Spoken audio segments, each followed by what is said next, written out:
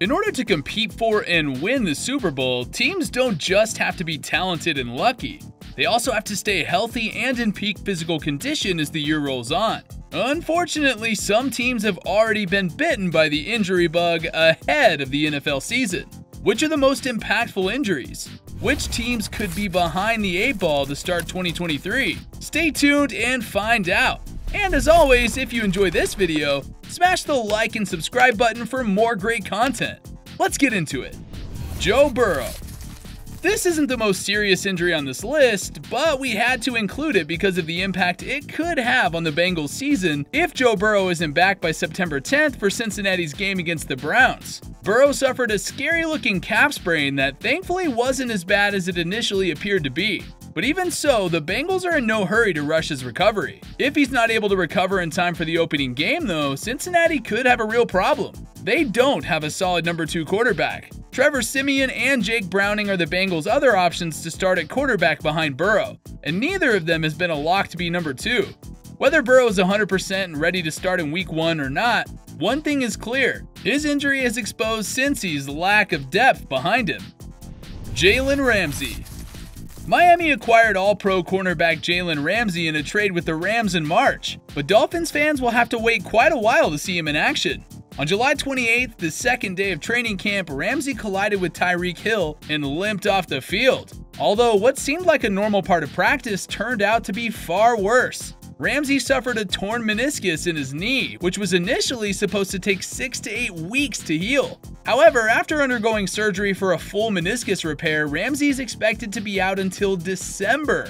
This is a huge blow to Miami's aspirations to dethrone the Bills in the AFC East and make a run at the Super Bowl. Along with Xavier Howard, Ramsey is a key piece to what was supposed to be one of the most talented secondaries in the league. Until Ramsey recovers, the Dolphins will be forced to rely on undrafted free agent Cadarius Tony to fill in for him. Even though Kohu has performed well for the Dolphins in the preseason, that is obviously a significant drop-off in talent compared to Ramsey, and the Dolphins will need every bit of talent they can muster to challenge each and every other Super Bowl contender in the AFC. Jacob Phillips. The Cleveland Browns lost a talented young linebacker who could have greatly helped their defense in 2023. But unfortunately, this isn't the first time he's been in this position.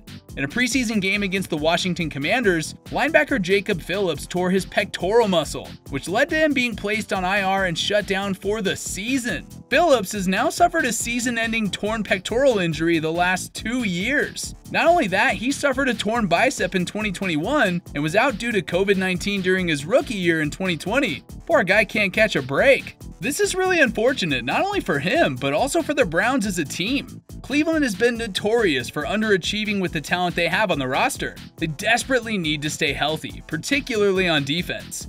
Along with Deshaun Watson, how their defense performs will be one of the big keys to whether the team will dethrone Cincinnati in the AFC North. Who Phillips' replacement is will be unclear until we get closer to week 1. But the Browns have been no stranger when it comes to linebacker injuries. One of the factors that contributed to the team's disappointing 7-10 season last year was that the Browns lost not 1, but 4 linebackers to season-ending injuries. Jacob Phillips, Sione Takitaki, Tony Fields, and Anthony Walker all ended up on IR by the end of last season. This latest injury to Jacob Phillips is just one more of the same for a team that often has horrible luck. Ray McLoud. San Francisco lost a primary return specialist when Ray McLoud went down with a broken wrist at a joint practice between the Niners and Raiders on August 10th. The Niners signed McLeod in March of last year, and he was the primary return man for the team. McLeod scored his first rushing and receiving touchdowns last season, and had a massive kick return in the playoffs as well. While McLeod underwent surgery to repair his broken wrist, the team still has 2 options with how they can get him back to full health.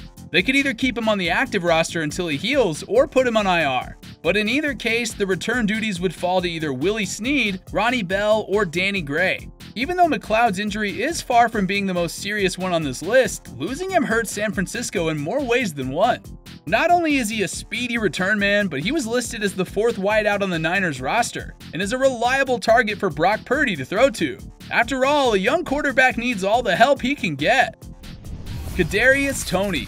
Cadarius Tony finds himself in a similar situation to Jaylen Ramsey, as he's also recovering from a torn meniscus. But unlike Ramsey, Tony didn't suffer as severe an injury and is well into the rehabilitation process. The Chiefs are in no hurry to rush him back, but it's very likely that we'll see him take the field at some point this season. Hopefully for Kansas City's sake, Tony makes his 2023 debut sooner rather than later. The team expects him to be one of Patrick Mahomes' favorite targets, second only to Travis Kelce. If Tony misses any significant amount of time this season, it's unclear who will take his place. Chiefs OC Matt Nagy was very vague when asked by Arrowhead Pride if KC had a contingency plan if Tony's unavailable for Week 1 against the Lions. Whatever they tell us, we'll roll with it. Coach Reid and the staff is just trying to make sure we don't get caught off guard. I know Cadarius is working his tail off to get back. In the big picture, that's what matters most. Nyheim Hines. The final preseason injury on this list was not only impactful, it could have been prevented. Nyheim Hines was set to not only be the Bills' main punt returner, but he was also poised to challenge for carries as a running back.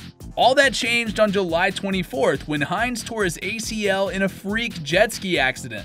Hines was then placed on IR and shut down for the season the very next day. Hines' injury not only impacts the Bills' return game, but it also deprives them another chance to find a long-term answer at running back. While Latavius Murray and Damian Harris figure to split carries in the backfield, neither one of them has stepped up to claim the spot as Buffalo's top ball carrier. While Hines rehabs for 2024, the Bills turn to Deontay Hardy to pick up the slack for the special teams. Hardy hasn't been an NFL standout so far in his NFL career, but was a dangerous and record-breaking return man in college at Assumption University, a Division II school in Massachusetts. If Hardy can regain his old college mojo, Buffalo may dodge a bullet. But as anyone knows, lighting it up in college and then doing the same against NFL-level talent are two very different things. Other key injuries. Along with everyone mentioned in this video, players like Cooper Kupp, Chase Young, Jeff Wilson Jr., and Jerry Jeudy are also dealing with preseason injuries that could impact their teams in 2023. He may have been Super Bowl MVP when the Rams defeated the Bengals 2 seasons ago, but Cooper Kupp is very unlikely to play an LA season opener against Seattle. He'll still be rehabbing a hamstring injury and seeing a specialist to avoid flare-ups. Chase Young may have been terrifying at Ohio State, but the Washington Commanders' defensive end remains sidelined with a preseason stinger and barred from any contact. Young entered training camp with questions about his knee health from injuries he suffered back in the 2021 season and has made great progress in returning to form, but no exact timetable is given for his return just yet with this recent setback. Dolphins running back Jeff Wilson Jr. is expected to be the starter for Miami this season, but he's still recovering from injuries to his ribs and pinky finger and will be on IR for the early part of the season. This injury may affect Miami's stability in the backfield, but they have a complement of running backs led by Raheem Mostert, who can pound the rock without him. The Dolphins are hopeful Wilson will be back for Miami's Week 5 game against the Giants. Jerry Jeudy is one of Denver's few bright spots on a bad team, but the talented fourth-year wideout from Alabama has been struggling with injuries for a good portion of his career.